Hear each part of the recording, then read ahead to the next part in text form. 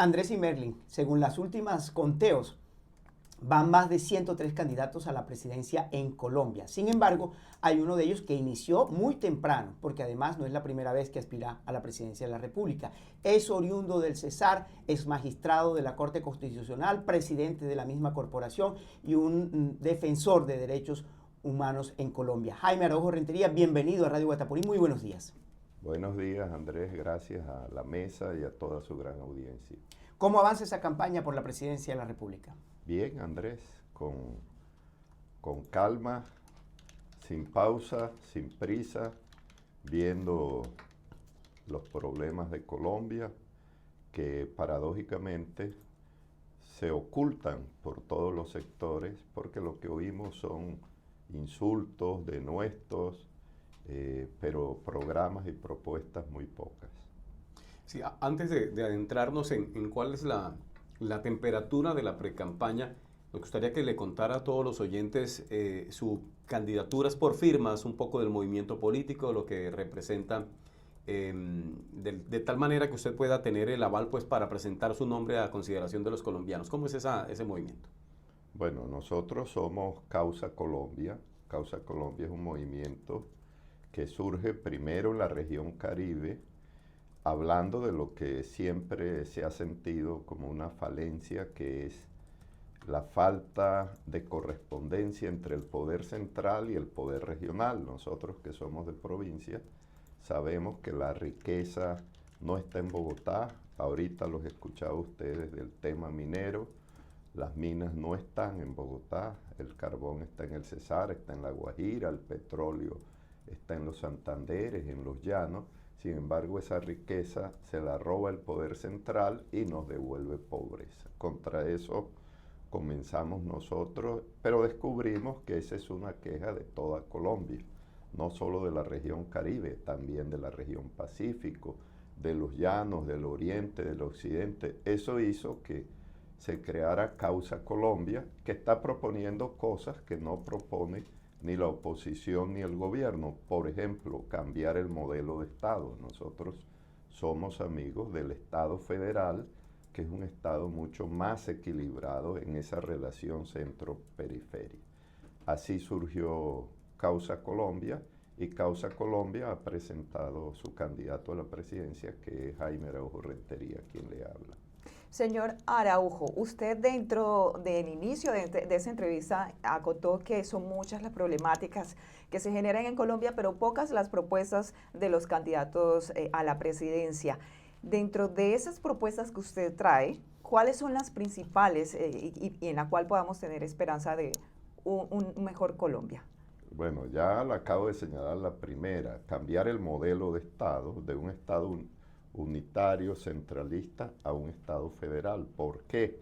Porque ese modelo de Estado permite que las regiones florezcan, que no se agoten como sucede hoy en día, donde tenemos el centro rico y la periferia, incluida el Cesar y la región Caribe, pobres. Segundo, eso también trae consecuencias. Ustedes hablaban ahora hace un rato del tema minero. El tema minero es importante no solamente por los recursos, sino por el tema ambiental. O sea, parte del problema que tenemos en el Cesar es que hay una concepción de protección del medio ambiente que debe impedir la minería. Ese es un tema. Pues bien, sepan ustedes que el Estado federal tiene incidencia en eso. ¿Por qué? Porque si nosotros tenemos un Estado unitario, como el que tenemos, y el presidente se sale de los acuerdos de protección del medio ambiente, como los acuerdos de París, que es lo que ha pasado en Estados Unidos, el señor Trump, la segunda vez que se sale de la protección del medio ambiente, por la razón que sea, por ser un Estado federal allá. Los gobernadores, por ejemplo, de California, que es la sexta economía del mundo, que está en manos del Partido Demócrata, no del Partido Republicano, dice con buen sentido, nosotros seguimos aprovechando y respetando los acuerdos de París. Y así varios gobernadores y varios alcaldes han dicho que ellos siguen respetando las normas del medio ambiente. ¿Por qué? Porque es un Estado federal que permite la autonomía de las regiones. Entonces, aún para un tema tan importante como el ambiental, es mejor el Estado federal que el Estado unitario que tenemos. Candidato, volvamos a hablar un poquito de lo que es la mecánica política y el tema de las posibilidades de que su aspiración termine a buen puerto. Vemos que la izquierda tiene, o lo que llamamos el sector progresista, está organizándose en una consulta que se realizará el 26 de octubre, pero el Consejo Nacional Electoral no aprobó la fusión del pacto histórico con Colombia Humana, pero ellos están como organizándose por un lado. La centro derecha también hay ya rumores de que se va a unir el partido Centro Democrático con Cambio Radical, y hay una serie de candidatos que generan dispersión y confusión al electorado. Entonces, en ese sentido, ¿cuáles las características diferenciadoras de la propuesta de Jaime Araújo Rentería y de Causa Colombia frente a toda esta, cantidad de candidatos y movimientos que hay? Sí, Andrés, usted lo señalaba correctamente. Hay muchos candidatos, pero pocas visiones políticas, hay que decirla. Entonces, lo que nosotros decimos, entre comillas, la derecha hoy en día puede tener 30 candidatos, unos del uribismo, otros de Germán Vargas, otros de otros partidos políticos que forman la derecha. Pero lo cierto es que todos esos candidatos no se atreven a ser candidatos si no es con el visto bueno de Uribe. Entonces esos 30 terminarán en uno, el que diga Uribe, no es aquel que diga yo soy candidato. Lo mismo sucede en algunos sectores democráticos, ¿sí? No se le olvide a usted que los candidatos de lo que se denomina el pacto histórico se reducirán a uno en el próximo mes. Entonces, de esa avalancha de candidatos quedarán muy pocos candidatos. Y dentro de los pocos candidatos hay que diferenciar los candidatos que se atreven a decir yo soy candidato, gústele o no le guste al señor Uribe, al señor Petro, y los que somos independientes, que hacemos parte de eso. Causa Colombia ha entrado en un proceso, y es bueno que se sepa usted, que es el proceso en el cual nosotros nos hemos integrado a lo que se denomina unitarios. ¿Qué es unitario? Unitario es un movimiento que en este momento tiene cerca de 19 grupos políticos que están haciendo alianza. ¿Alianza en qué? Primero, en ser un sector democrático. Ahí hay gente de muchos grupos. Está Clara López, está, por ejemplo, parte del antiguo M19, están Comunes, están el Partido del Trabajo de Colombia. Entonces, toda una serie de grupos que son distintos, pero que han llegado en unos acuerdos sobre unos temas. Nosotros estamos ahí, vinimos precisamente el sábado al lanzamiento de ese grupo en el Cesar, Unitarios por el Cesar, están las organizaciones obreras, la CUT. Entonces, hay una serie de grupos que somos sectores democráticos, pero que no vamos a hacer necesariamente lo que el gobierno quiere. El gobierno tiene su propuesta a través del pacto histórico y, entre comillas, Andrés, usted lo recordará, hoy el pacto histórico es muy importante, lo respetamos, pero hubo un momento en el cual Colombia Humana, que es la gran fortaleza del pacto histórico y el grupo del señor presidente, no tenía con quién hacer alianzas, y fue la Unión Patriótica quien le dio la cobertura para que el entonces candidato Petro no se quedara sin respaldo político. Y recordarle a los oyentes que esa Unión Patriótica había perdido la personería jurídica, y quien recuperó la personería jurídica de ese movimiento que le sirvió al presidente para que no desapareciera políticamente fue quien les habla, Jaime Araújo Rentería, con otras 3 personas. Entonces, nosotros hemos hecho por la democracia en Colombia, eso lo sabe todo el mundo, por eso estamos en el grupo de unitarios, que un amigo con buen sentido lo define, dice, está en la costilla del gobierno, pero no está en la sobaquera del gobierno. Doctor Araújo Rentería, entonces, pacto histórico en algún momento, porque aquí incluso lo decía la gente de Colombia Humana, nosotros no estamos en pacto histórico, pero podemos ser, lo que llaman los coavales, más adelante eso podrá salir.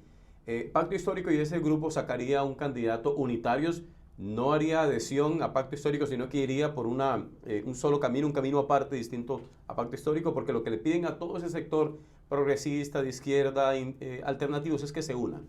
Sí, sí, no, ahí los procesos hay que entenderlos. Por ejemplo, pacto histórico ahora va a escoger sus candidatos a presidencia y candidatos al Congreso.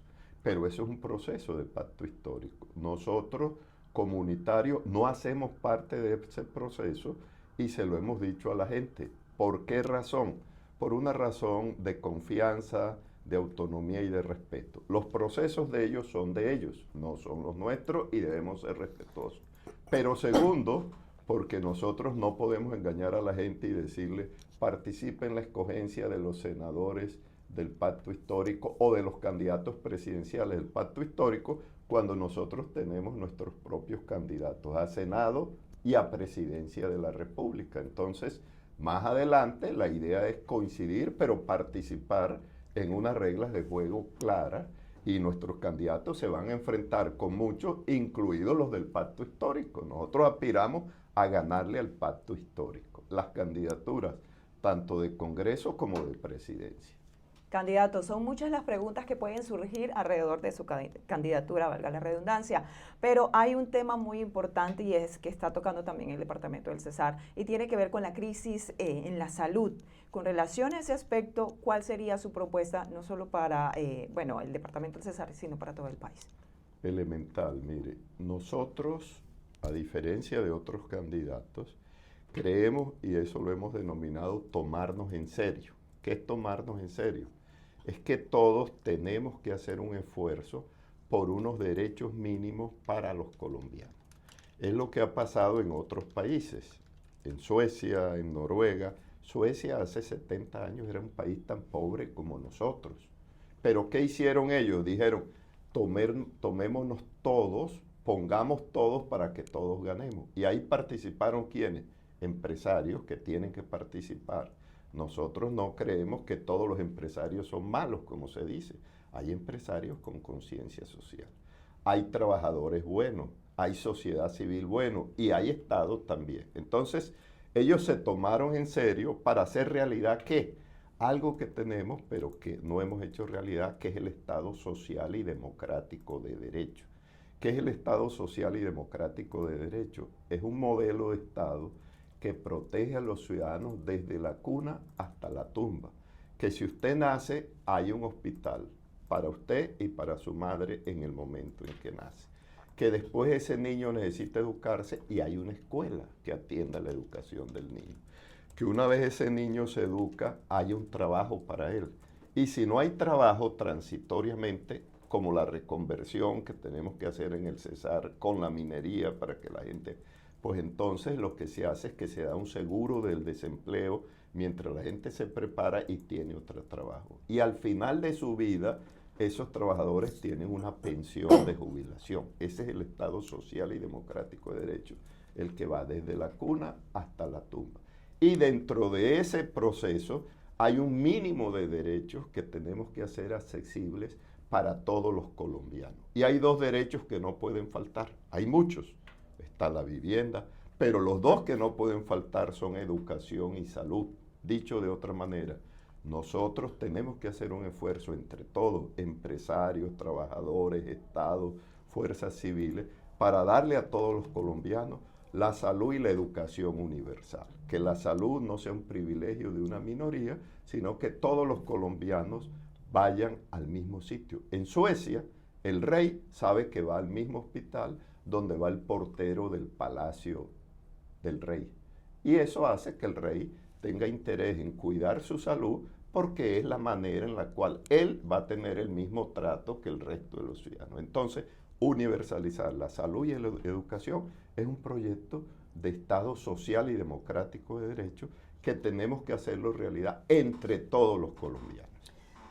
Candidato Jaime Araújo Rentería, no podemos desconocer que en Colombia, en gran parte de los colombianos, hay una decepción por lo que significó el proyecto de izquierda de Gustavo Petro, que llegó con las banderas del cambio, pero que su gobierno ha degenerado a, digamos, cierta desilusión, porque se esperaba que ese cambio se materializara en hechos concretos. Y por eso mucha gente dice que no le van a dar a la izquierda una segunda oportunidad, a pesar de que hay unos procesos, digamos, a los que hemos hecho mención, como el del pacto histórico, la consulta popular del 26 de octubre. En ese sentido, usted que se define como un socialdemócrata, para no ubicarlo, digamos, en esas categorías un tanto odiosas de izquierda y derecha, ¿cómo poder romper esa decepción que tienen los colombianos y mostrar que el proyecto suyo no es más de lo mismo, no es Petro 2.0? Bueno, Andrés, gracias por su pregunta. Hay varias cosas. ¿Qué es lo que uno percibe?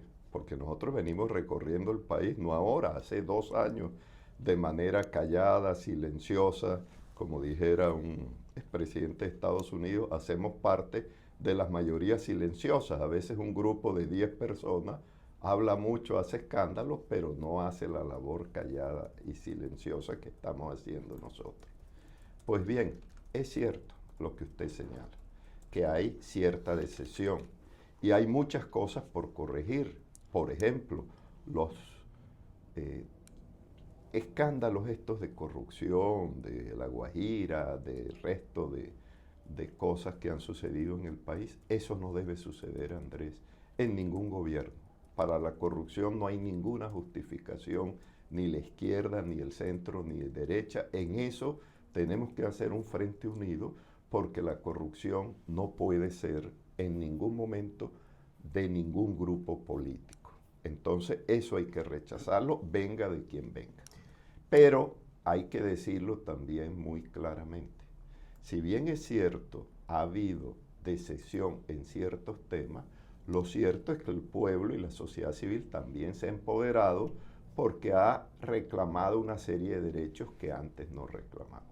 Pero por otro lado, tampoco es cierto lo que está pensando la derecha, de que ellos creen que con el tema de la seguridad la gente va a volver a, entre comillas, la seguridad democrática, que fue seguridad con violación de derechos humanos. Eso no lo quiere la gente. Entonces la gente quiere un futuro de cambio sin los errores de estos procesos de cambio, sobre todo el tema de la corrupción, pero tampoco quiere volver al pasado. Hay decepción, ¿por qué? Y hay que decirlo. La gente creyó que el cambio nacional se iba a reflejar en el nivel departamental y en el municipal. Y eso no pasó en muchos lugares, incluido en nuestro departamento. Los mismos políticos siguieron manejando la política en los departamentos. Y eso es grave. Nosotros queremos profundizar ese cambio, porque el cambio nacional también hay que reflejarlo a nivel departamental y municipal. Tiene que haber un proyecto de seguridad, no hay duda. La seguridad es un bien y es un derecho fundamental, así como es la propiedad, como es la libertad, como es igualdad.